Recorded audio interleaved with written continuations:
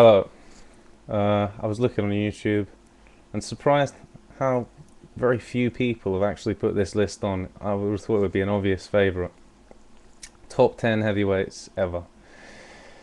Um, well, like I said, there wasn't many people who put it on, so I thought I'd put my own on. First of all, honourable mentions that haven't made it. Dempsey and Marciano. Really, I just think too small in this day and age. A lot of the modern heavyweights they wouldn't have been able to cope with. Also, I think also quite crude in the way they worked. I mean, effective but crude. Only against a certain level of opposition.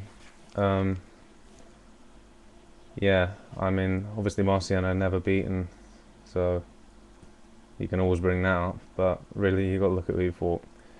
James J. Jeffries, big heavyweight for the time, in the first decade of the 20th century.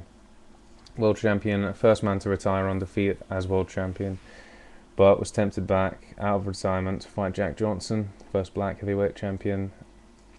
Lost, was knocked out, and but did own up and say, "Oh, Jack Johnson probably would have beaten me at any time." So there you go. And also Ken Norton, unfortunate enough to come around in an era where, um, well, a very good era. Yeah, there you go. He came across a prime Foreman, prime Larry Holmes, and a very good Muhammad Ali.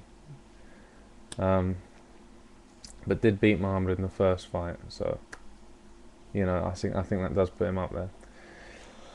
Anyway, number 10. Uh, Let the controversy begin. Jack Johnson.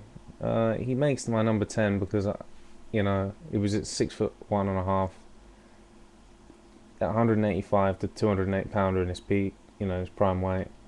It's not a huge heavyweight. Offensively, he wasn't. From what I've seen, and I haven't seen a lot of this guy, he wasn't, astounding. His defense was very good, but back in the day, it was common for people not to really throw many combinations. So he was picking off 1, 2 punches. But today, with people, like obviously Tyson, Ali, Holyfield, great combinations, things like that. So it would have been difficult for him against those guys. But he did beat Sam Langford. He did beat Jim Jeffries, as I said, Tommy Burns. Lost, strange circumstances, to Jess Willard. Um, who knows what really happened there? Quite a tragic story, but a great fighter. Number 9, Lennox Lewis. Sort of, I think you could say he's overrated, but he did beat he did beat good fighters. The two big names on his career record, Holyfield and Tyson. He beat them when they were past their best, far past their best. Never really got to see him, face them in the early '90s, which would have been when it was worth watching. He never fought Riddick Bowe, no fault of his own. So, we never saw that. It's a shame. Um,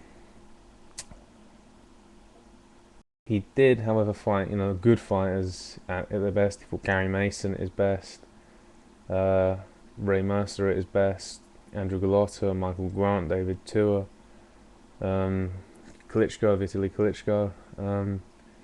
So yeah, deserves that respect. Fought a couple of names just past it. He fought the Mike Weaver, Tyrell Biggs, who were decent-ish names back in the day. Frank Bruno he fought and beat, and lost the two men, but he did come back. Really, he had it all. He had a great jab, one of the best in heavyweight history. Great right hand, one of the best boxing brains. I think that was his main asset, was his brain. The way he was cautious. Not too exciting to watch, but he was a decent fighter, WBC champion, and two-time undisputed champion. So not many fighters have done that. Great achiever, and beat every man that he fought. Also, which only probably Rocky Marciano could say he did that. So and fought fairly good names. So it was good. Number 8, might be a shock to some people. Only had 4 world title fights, winning 2 by knockout, losing 2 by knockout.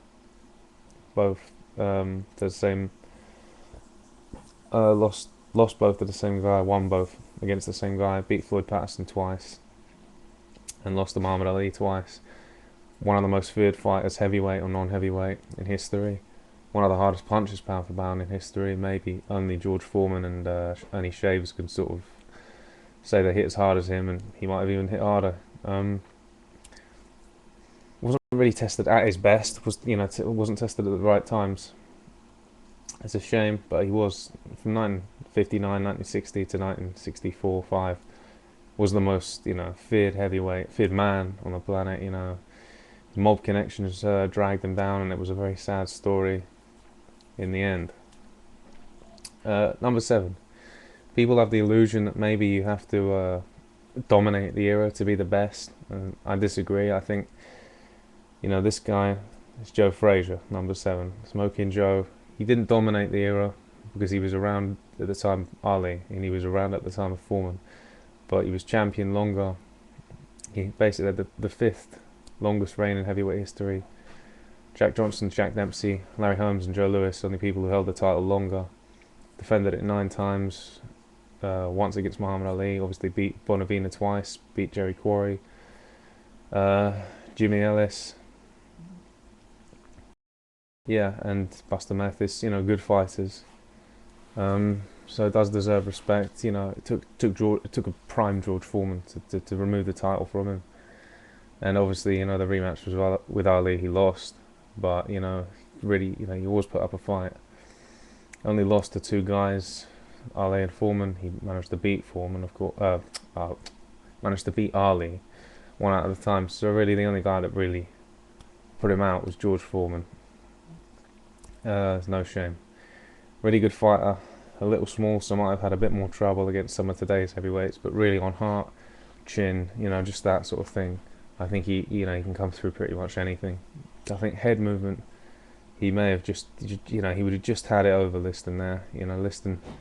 That left hook, Frazier's left hook, just incredible. Talk about all the heavyweights, he would have been, tops against most of them. Number 6, I don't think there'll be much controversy here, Evander Holyfield.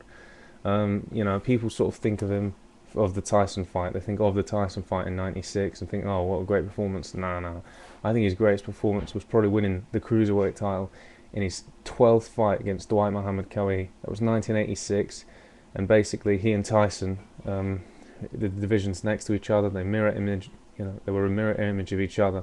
Just swept up all the belts, beat everybody there was to beat. He was incredibly aggressive. Holyfield, I think, is the most exciting heavyweight ever. Could throw more punches. His stamina was unbelievable. Could throw more punches than more heavyweights you'll ever see. You watch the fights against Michael Dokes, watch the fight against Alex Stewart, even watch the fight against Burt Cooper or George Foreman. He just, the amount of shots he would throw out was just incredible. He wasn't a soft hitter. He beat Tyson when Tyson was fair enough past his prime, but Holyfield was past his prime as well. And really, Holyfield, what a great fight. He was small. He was about the size of a Dempsey in terms of weight. He was, Dempsey, Marciano, and Jack Johnson. But pound for pound, even as a cruiserweight, I think he would have beaten them. He threw so many punches, could take a punch so well. Just the best, I reckon. And the most, like I said, the most exciting heavyweight ever. Throw more punches, take more risks. Everything about him was just brilliant. And the first fight with Riddick Bowe, I think, next to the Thriller in Manila, and maybe the first Ali Frazier fight, is the best heavyweight title or non-title fight ever. Just incredible.